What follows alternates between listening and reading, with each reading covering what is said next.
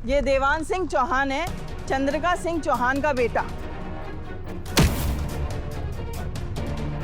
ये औरतों पर हाथ नहीं उठाता है। इसको रोकने का एक ही तरीका है, इसको घेर लो।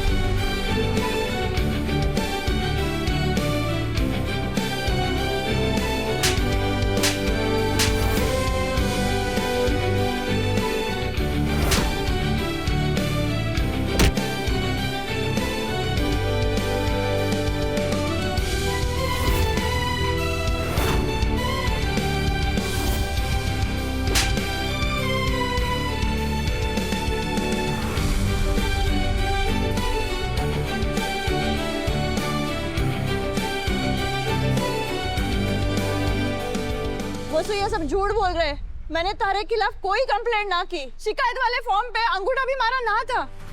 सब झूठ। ये तुम्हें फंसाने की चाल है।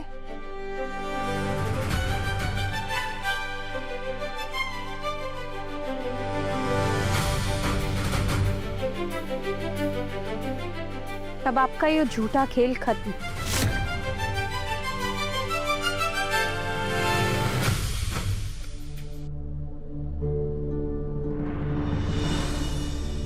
इन सब के पीछे अगर सचमुच मासा है तो क्या ये जानलेवा हमला भी मासा ने करवाया है?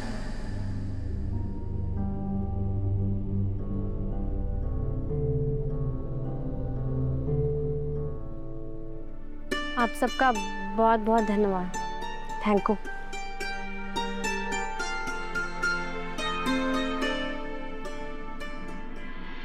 इतना कुछ हो गया और तुम अब हमें बता रहे?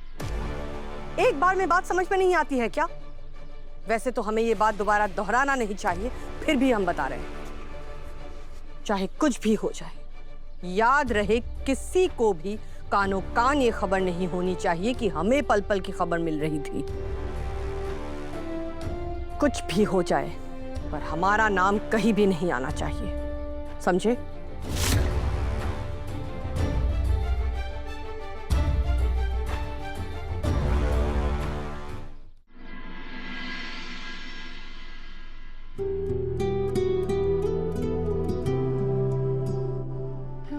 आज आपने एक बार फिर साबित कर दिया देव सर कि आप हमारे पर कभी कोई आंच ना आने देवेंगे।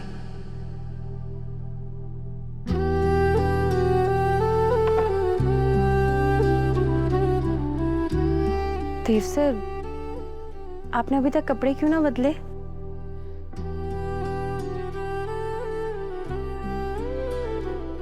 सॉरी वसु, मैंने किसी और का गुस्सा तुम पर उतार दिया। आज अगर मैं समय पर नहीं पहुंचता तो खुद को कभी माफ नहीं कर पाता। आप अपने मन पर इतना बड़ा बोझ मत लीजिए देव सर। आज मैं बिल्कुल सही सलामत हूँ तो सिर्फ आपकी वजह से।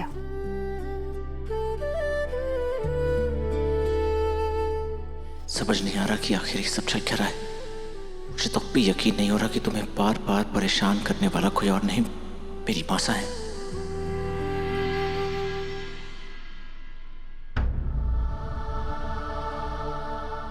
वसु, वसु भाई से आ गई। वसु, शीला जी ने चाबी दे दी? जी।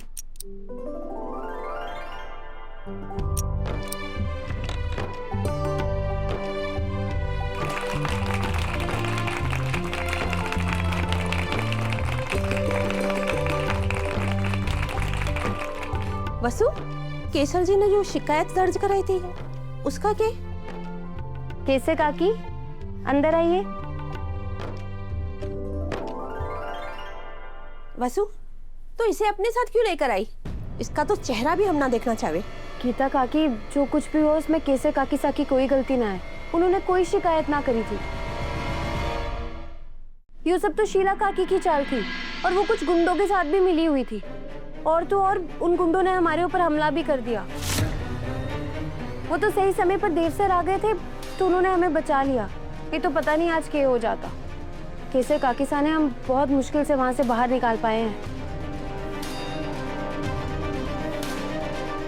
काकी आप ठीक तो है ना? मारी को माफ कर दीजिए दिव्या मैडम, आप अपनी जगह बिल्कुल सही थी। पता नहीं मारी को क्या हो गया था, मैं खुद को रोक ही ना पाई।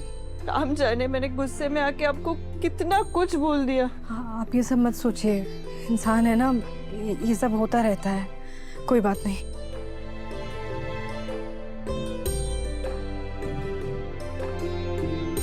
केसर काकी, लेकिन ऐसी क्या जरूरत थी जो आप बार बार अपना फोन देख रही थी? कोई दिक्कत है क्या? रो क्यों रही है चोरी? इधर आ, इधर आ, बैठ हमारे पास, बैठ इधर, बता के वो। जो भी बात है दिल खोलकर बताइए काकी, सब अपने ही है यहाँ पर। हाँ केसर, तकलीफ बांटने से कम होवे। असल में दादी साहब, हमारे धनी को गए 15 साल हो गए और उसके जाने के बाद परिवार के नाम पे बस मेरी बेटी है। बहुत होनहार और होशियार छोरी है, पर पैसे की तंगी के कारण मैं उसे आगे पढ़ा ना पाई। पिछले साल उसके लिए एक बड़े घर से रिश्ता आया। लड़के वाले हमारी हैसियत से बहुत ऊपर के थे, पर मैंने सोचा लड़की अच्छे घर जावेगी तो उसका जीवन संवर जाएगा। इसीलिए कर्जा लेकर अपने बूते से ऊपर जाकर मैंने उसका ब्याह कर दिया। पर ब्याह के बाद उसका जीवन बद से बदतर हो गया।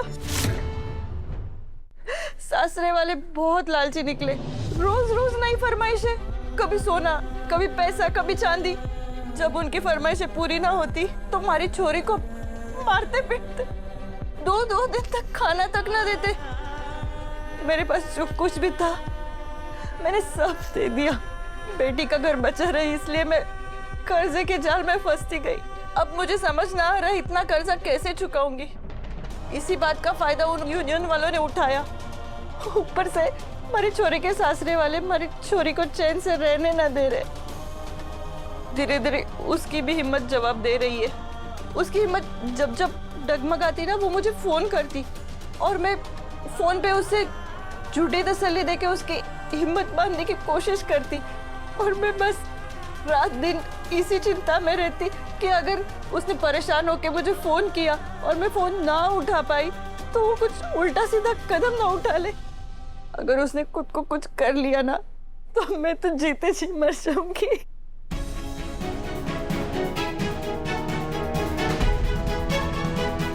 केसर काकी और उनकी बेटी की परेशानी का कोई ना कोई हल तो निकालना ही होगा। मैं इन दोनों की हिम्मत टूटने ना दूंगी।